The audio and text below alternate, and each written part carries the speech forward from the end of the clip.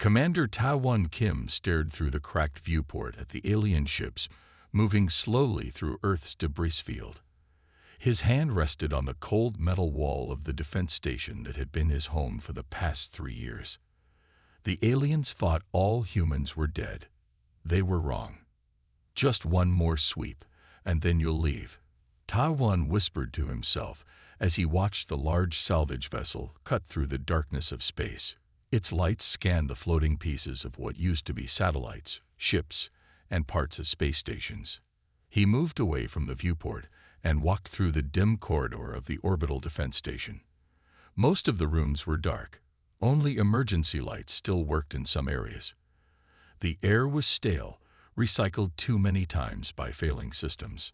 In the command center, screens flickered with weak power. Taiwan sat in his chair and tapped on a keyboard. The computer came to life, its fan making a grinding noise that echoed in the empty room. "Station status," he said.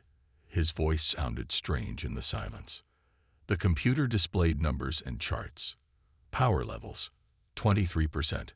Oxygen recycling, functioning. Food supplies, 146 days remaining. Water purification, functioning. Taiwan nodded.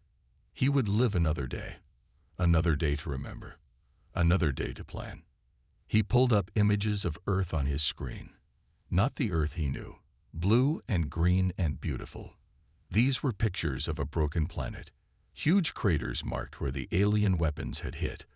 Oceans had boiled away in some places. Clouds of dust and smoke covered large areas. "I'm still here," he said to the image. "Someone is still here." An alarm beeped softly. Taiwan's fingers moved quickly over the keyboard. One of the alien ships was getting too close to the station. He activated the station's stealth systems. They didn't work perfectly anymore, but they were enough to mask his presence from casual scans. The stealth system used a lot of power. The lights in the command center dimmed even more. Taiwan held his breath as the alien ship passed by his hiding place. Its lights swept over the outer hull of the station, but didn't stop. When the ship moved away, Taiwan allowed himself to breathe again. He shut down the stealth system to save power. In his small living quarters, Taiwan opened a locker and took out a photo. A woman smiled back at him. Jia, his wife. He didn't know if she was dead or alive. She had been on a research mission to Mars when the attack came. All communications had been cut during the invasion. "I'll find you," he promised the photo. "If you're out there, I'll find you." He placed the photo carefully back in the locker and pulled out his journal. In it, he kept track of the alien ship's movements, their patterns, their weaknesses. For 3 years, he had watched and learned. The aliens thought they had won. They thought humans were extinct. They called it the Galactic Purge, the removal of a dangerous species. But they had missed one, and one was all it would take. Taiwan walked to a hidden panel in his quarters and opened it. Inside was a collection of devices he had built from salvaged parts. Communication jammers, remote hacking tools, small explosives, the tools of a ghost who haunted Earth's wreckage. A light on his wrist device blinked. The aliens were sending a new kind of ship into the debris field. Something smaller, faster. A search vessel, not a salvage ship. They were looking for something. Taiwan smiled. Perhaps they had begun to realize that not all was as it seemed in the ruins of Earth. Perhaps they had detected his small intrusions into their systems, his quiet gathering of information. "Let them come," he said to the empty room. "I've been waiting." He returned to the command center and began to prepare. The ghost of Earth was ready to show himself. Yun Park sat in her clean, bright office on the Vordak command ship. Red warning lights flashed on her screen again. This was the 3rd time this week. Someone or something was trying to access their systems. "Impossible," she said, her fingers moving quickly over the control panel. All humans were dead. Her people had made sure of that. The galactic purge had been complete. Earth was just a broken shell now, with no life left on it. Yet here was proof that someone was still fighting back. The code had human signatures. It was too creative, too unpredictable to be a simple computer program left running. Her superior officer, Captain Do-hyun, entered the room. His tall blue form made Hae-yun feel small. "Any progress, Security Officer Park?" he asked. "The intrusion is definitely coming from the Earth debris field," Hae-yun said. "The code patterns match old human military systems." Do-hyun frowned. "Perhaps some of their defense systems are still active. Find them and shut them down." "Yes, sir." Hae-yun turned back to her screen as the captain left. But she wasn't convinced it was just an old system. There was something, too, alive about these attacks. They learned and changed. They appeared in different places each time. Taiwan smiled as his latest code broke through the alien firewall. He had only a few minutes before they would detect him and push him out again. His fingers flew over the keyboard. "Let's see what you're hiding," he said.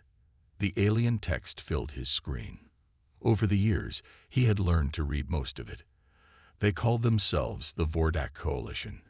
They had attacked Earth because they feared human technology was advancing too quickly. Taiwan downloaded as many files as he could. Fleet movements, communication protocols, and most importantly, information about their security systems. A warning light blinked on his panel. They had detected him. He quickly cut the connection and activated a false trail to lead them away from his real location. Back in his small room, Taiwan sorted through the stolen information.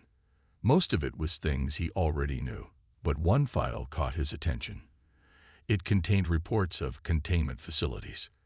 The translation wasn't perfect, but it seemed to suggest that some humans had been taken prisoner before the final attack on Earth. His heart beat faster.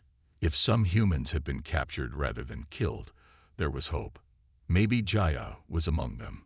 He pulled up a star map and marked the locations mentioned in the file. One of them was only 2 days' travel from Earth's orbit. If he could find a working ship. Hae-yun assembled her team in the briefing room. "We have detected another breach in our systems," she told the 5 officers. "This time, we were able to track it better. The signal came from this area." She pointed to a section of the debris field around Earth. It was where a human defense station had once been. The records showed it had been destroyed in the initial attack. "Our orders are to investigate and eliminate any remaining human technology," she said. "We leave in 2 hours." "Do you really think humans could still be alive out there?" asked one of her team members. "No," Hae-yun said firmly. "It's impossible. Their species is extinct. This is just leftover technology causing problems." But as she prepared her ship for departure, she couldn't help wondering. Everyone knew the stories about humans, how adaptable they were, how they never gave up, even when they should. They were dangerous. That's why they had to be eliminated. What if somehow one had survived? Hae-yun shook her head. She was being foolish. There were no humans left, just ghosts in the system. And she would find those ghosts and destroy them, as was her duty. The ship departed the main fleet, heading toward Earth's ruined orbit, and the ghost that waited there. Taiwan's alarm system beeped softly. An alien ship was approaching the defense station. He moved quickly to the command center and checked the sensors. It was a small ship, not one of the big salvage vessels he was used to seeing. This was a search ship. "So they're finally looking for me," he whispered. He had been careful for 3 years, but his recent attacks on their computer systems must have given away too much. Now they were hunting for the source. Taiwan shut down all non-essential systems on the station. Only life support and basic sensors remained active. Then he moved to his prepared hiding spot, a small space between 2 walls where the alien scanners couldn't reach. With him, he took a small device he had built. It could send false signals to other parts of the debris field. He would make them chase ghosts while the real ghost watched and waited. Hae-yun guided her ship carefully through the field of broken satellites and ship parts. Earth's orbit was a dangerous place now. Sharp metal pieces could tear through a ship's hull if the pilot wasn't careful. "Scan for power signatures," she ordered her team. Officer Jin-ho looked up from his scanner. There's nothing active in this sector, Commander. Keep looking, He-Yun said. The signal came from somewhere near here. She guided the ship toward where a human defense station had once been. According to their records, it had been destroyed in the first wave of attacks. But the debris was still there, a skeletal frame of what had once been a proud human achievement. Wait, Jin-Ho said suddenly. I'm picking up a small power source.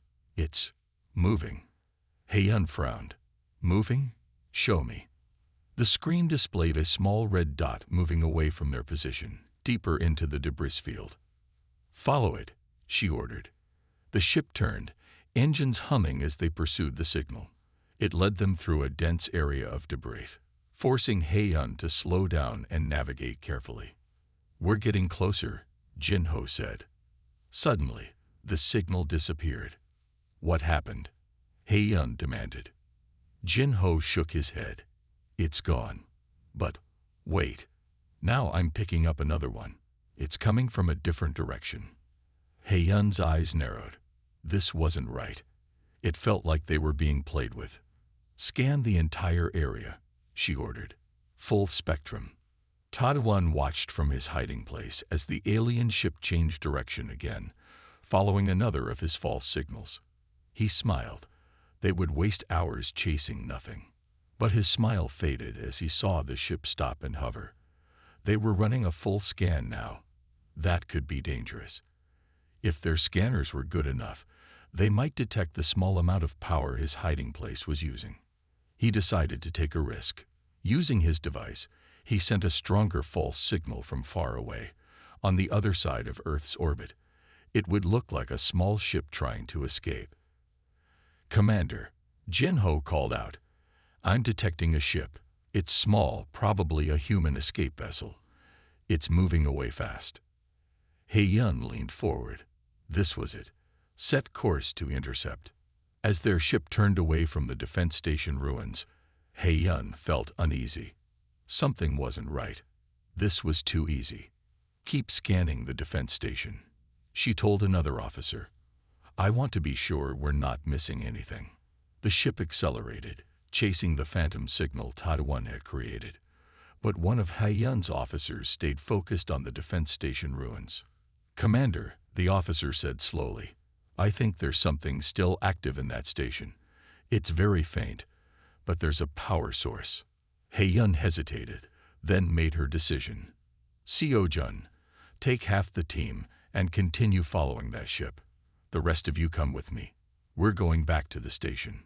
Taiwan's trick had worked, but not completely. Now the hunters were splitting up, and one group was coming directly toward his hiding place. The game of hunter and hunted was about to become more dangerous. He-Yun's ship approached the ruins of the defense station carefully. From the outside, it looked dead. Most of the station was torn open to space. Solar panels hung broken from twisted metal arms. It was hard to believe anything could live here. Dock at the emergency airlock, He-Yun ordered. It seems to be intact. The ship moved slowly, matching the station's spin.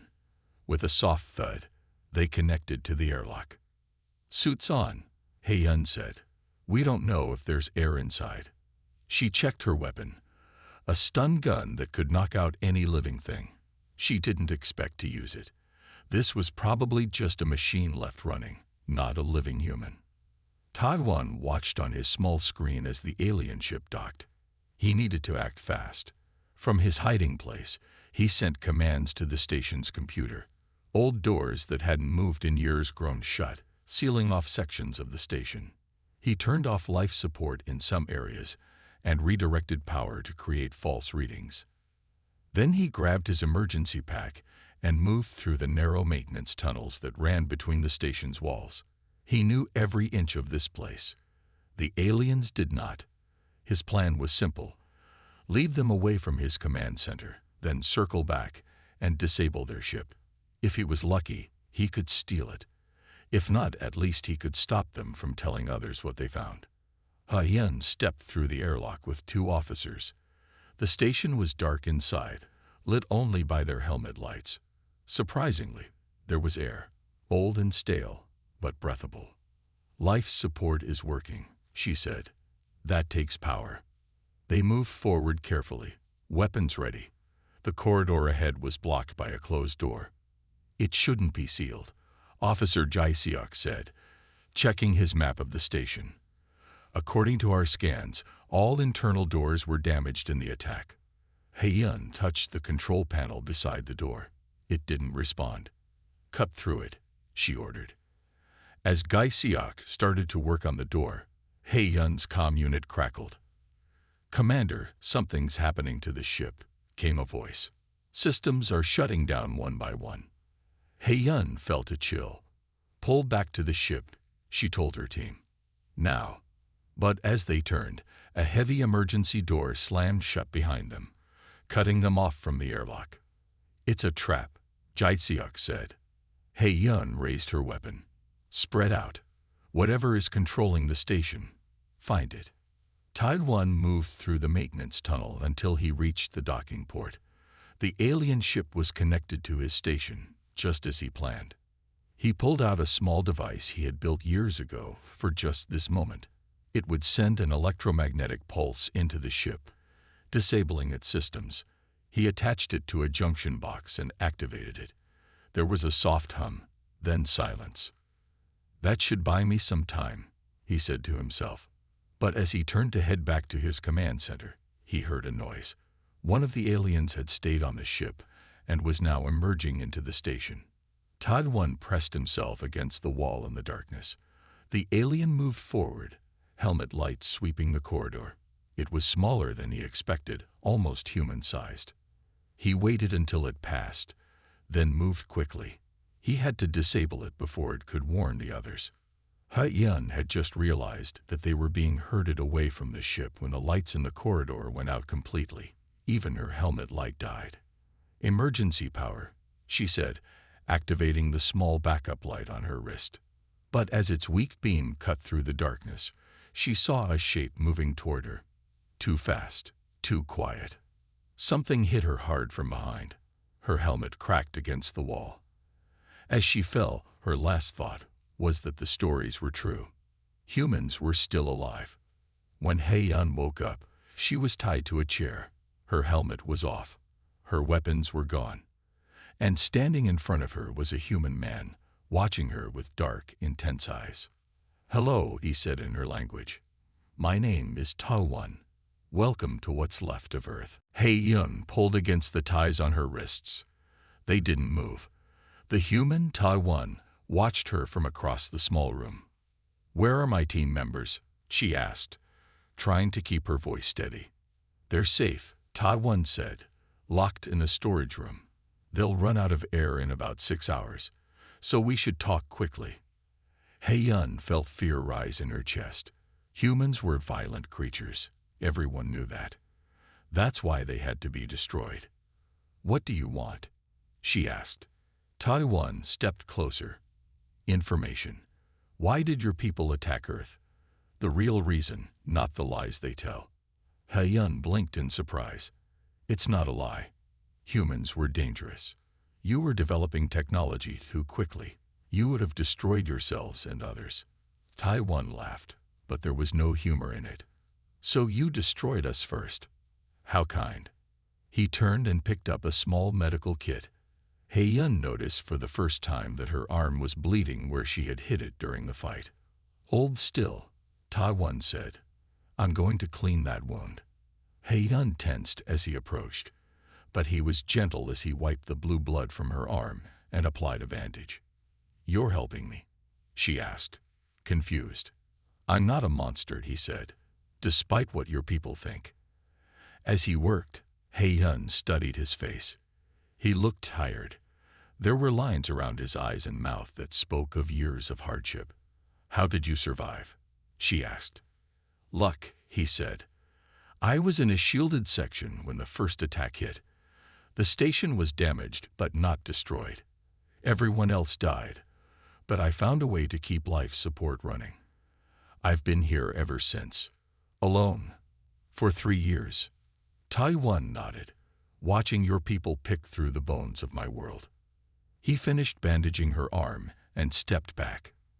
"Now, I need to know about the human prisoners, the ones your people took before destroying Earth. Ha Yun stared at him. What prisoners? There are no human prisoners. The purge was complete. You're lying, Taiwan said. His voice was hard now. I found files in your system, containment facilities, research subjects. Yun shook her head. I don't know what you're talking about. I was born after the purge. I'm only 20 in your years. I've never seen a human before today. Before Taiwan could respond, an alarm sounded. He moved quickly to a console. Your other ship is coming back, he said. The one that followed my false signal. Yun saw her chance. Let me talk to them.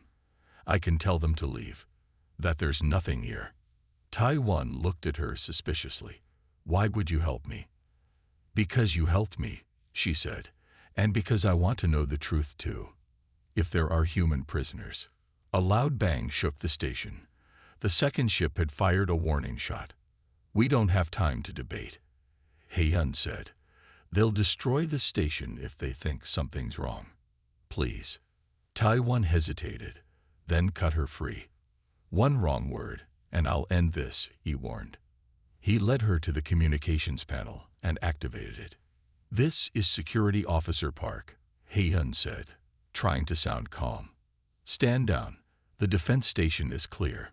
It was just an old system triggering false readings. Where is your ship, Commander? Came the reply. Yun glanced at Taiwan. We had a power failure. We're working on repairs. Continue your patrol, and we'll rendezvous at the command ship in 6 hours. There was a pause that felt like forever. Understood, Commander. See you in 6 hours. The communication ended. Taiwan let out a breath. Why did you do that? He asked. Yun looked at him. Because I need to know what's in those files you found. I need to know if everything I've been taught is a lie. Taiwan led Yun to the command center of the station. Her team members were now in a secure room with enough air to last a day. They were safe but unable to interfere.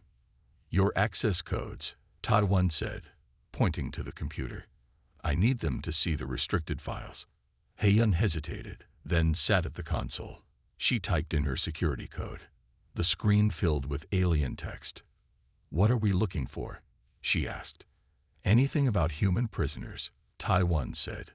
Research facilities, experiments. They searched through files for an hour. Yun found nothing strange at first. But then she opened a folder marked Special Research Division. This is odd, she said. I've never seen this before. It requires high-level clearance. Taiwan leaned closer. Can you open it? I think so. She typed more codes, using her security officer access. The files opened. Inside were reports, images, and videos. As they scrolled through them, Yun's face grew pale. This can't be right, she whispered. The files showed holding facilities on 3 different planets. Each one contained hundreds of humans in sleep chambers. Scientists in Vordak uniforms worked around them, taking samples, running tests. They're studying us, Taiwan said. His voice was tight with anger. Like lab animals. One report explained why. The Vordak feared humans because of their adaptability. Humans learned and changed faster than any species they had encountered. The Vordak believed that if humans spread through the galaxy, they would eventually dominate all other life forms. They told us the purge was merciful, Yun said. A quick end to prevent future suffering. They never said anything about prisoners. Taiwan wasn't listening. He was searching through the lists of prisoners, looking for one name, Jia Kim. There, he said suddenly. She's alive. On the screen was a file for Jia Kim, scientist, captured from the Mars Research Station 3 years ago, currently held at Research Facility 1. My wife, Taiwan explained, his voice breaking. She's alive. Yun looked at him, seeing his pain and hope. These facilities are heavily guarded, she said. You could never reach them alone. I'm not alone anymore, Taiwan said, looking directly at her. Yun stood up. I can't help you attack my own people. They lied to you, Tai-1 said. They told you we were all dead, that it was a mercy killing. But they're keeping humans as test subjects. Is that the kind of people you want to serve? Before He-yun could answer, they heard a noise from another part of the station. Someone was cutting through a door. Your team is escaping, Tai-1 said. He quickly downloaded the files to a small device. Then he grabbed He-yun's arm. We need to go. Now. Where? She asked. There's a small ship hidden in a maintenance bay. I've been repairing it for years. It's our only chance. He-yun hesitated. If she went with him, she would be a traitor. If she stayed, her team would take her back to the command ship. She would report what she found. And what? Would her superiors explain? Or would they silence her for knowing too much? The sound of cutting grew louder. Choose now, Tai-1 said. He-yun looked at the screen, still showing images of humans in glass chambers. People who were supposed to be dead, but were kept alive for experiments. Then she looked at Tai-1, a man who had survived alone for 3 years, holding on to hope that his wife was still alive. Lead the way, she said. They ran through narrow corridors that only Tai-1 knew. Behind them, they heard shouts as He-yun's team broke through into the command center. They'll find the files, He-yun said. Not all of them, Tai-1 replied, patting the device in his pocket. I have the proof we need, and I know where Jayad is being held. They reached a small airlock. Beyond it was a ship, old and patched together, but ready to fly. Can you pilot it? He-yun asked. Tai-1 smiled for the first time. I was the best pilot in Earth's Defense Force.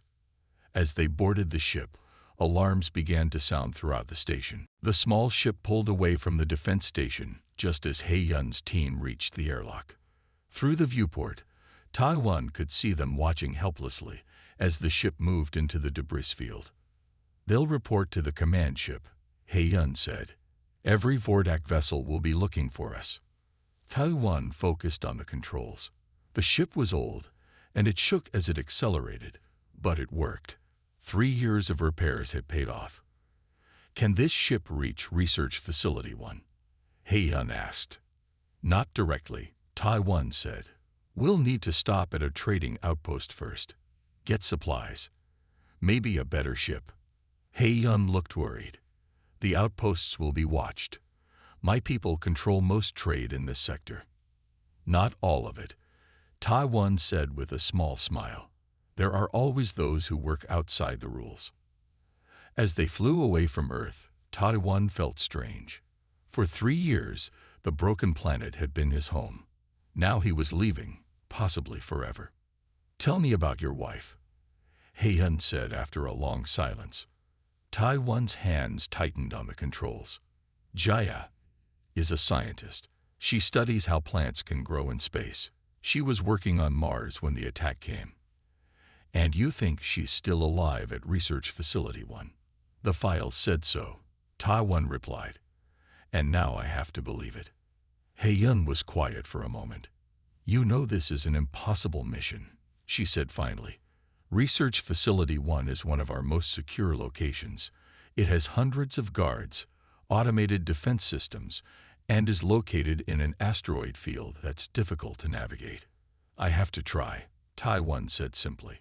He-yun studied his face. You humans never give up, do you? Even when you should. That's why your people fear us, Tai-1 said. And why they're wrong to keep us as prisoners. The longer they study us, the more we'll learn about them. Humans adapt. It's what we do. The ship's computer beeped. They were approaching the edge of Earth's solar system. We need a plan, He-yun said.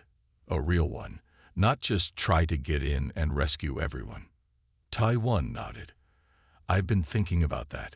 The files you accessed, they contain security protocols for the research facilities.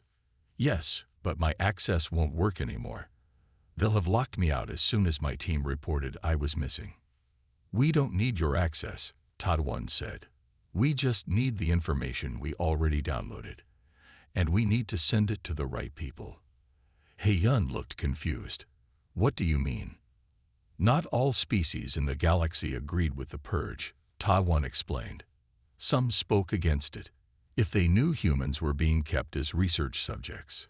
Understanding dawned on He-Yun's face. You want to expose the truth? Yes. But first, we need proof that can't be denied.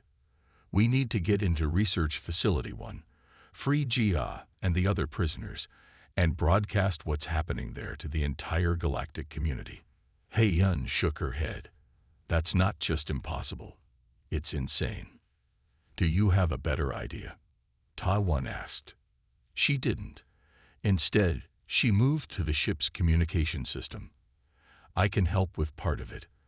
I know the frequencies used by species who oppose the purge. I can set up a secure channel to send the information we already have. Ta-One looked at her in surprise. You're really going to help me? Why? He-Yun's face was serious. Because what my people did was wrong.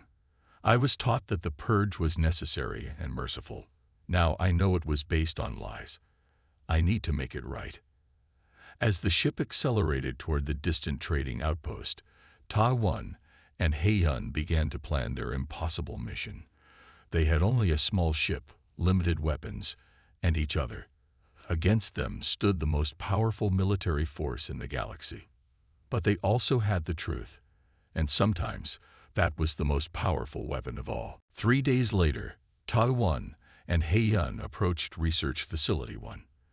Their ship was different now, faster and with better weapons. They had traded for it at the outpost using items Ta-One had collected over the years. There it is, He-Yun said, pointing to a large structure built into an asteroid. The main entrance is heavily guarded. We're not using the main entrance, Ta-One replied. He guided their ship toward a smaller asteroid nearby.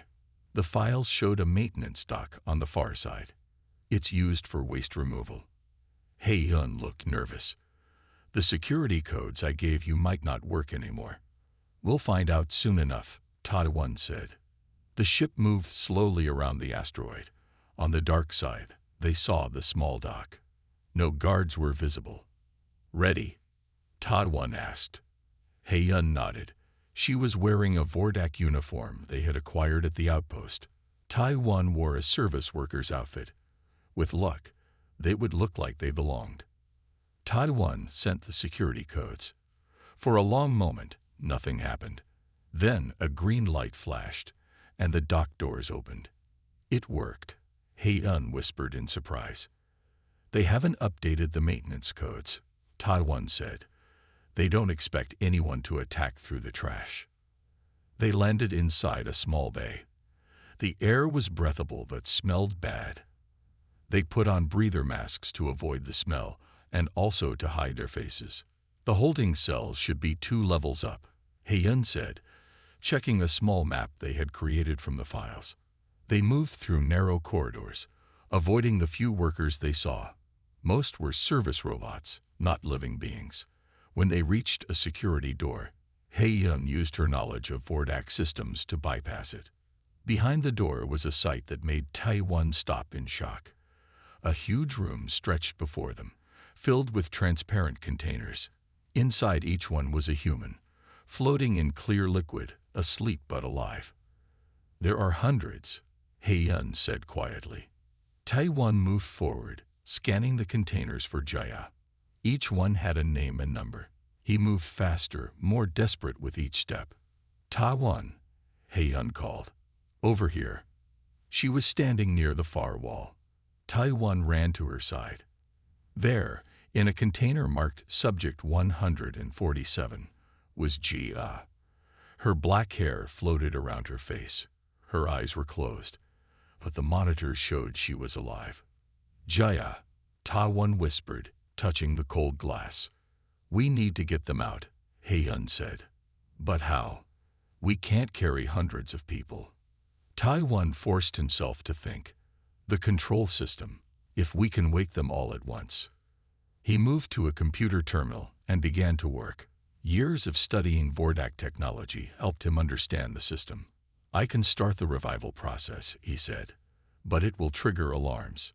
Do it, Hei-yun said. I'll send our message to the galaxy. She took out the small device with the proof of what the Vordak had done. As Ta-1 worked on waking the humans, she connected it to the facility's communication array. Alarms began to sound. Red lights flashed. They know we're here, Ta-1 said. He pressed the final button. Throughout the room, the containers began to open. The liquid drained away. The humans inside began to stir. Jaya's eyes opened.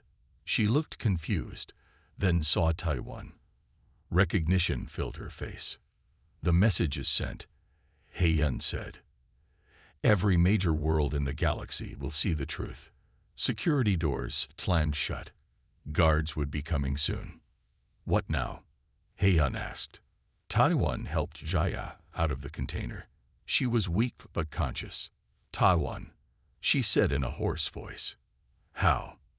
Later, he promised, holding her close. We need to move. Around them, more humans were waking up. Some were already standing, looking around in confusion. We fight, Ta-1 said to Hei-yun. Humans are good at that, especially when we have something to fight for. The first of the human prisoners, a tall man with sharp eyes, stepped forward. Where are we? What's happening? You've been prisoners, Ta-1 explained quickly. But now you're free. And we need your help. The door to the holding chamber burst open. Vordak guards rushed in, weapons ready. They stopped in shock when they saw hundreds of humans awake and standing. Surrender now, the lead guard ordered. Ta-1 stepped forward, Jia by his side. We're leaving, he said. All of us. The guard raised his weapon. You have nowhere to go. Jaya spoke up, her voice stronger now. You're wrong.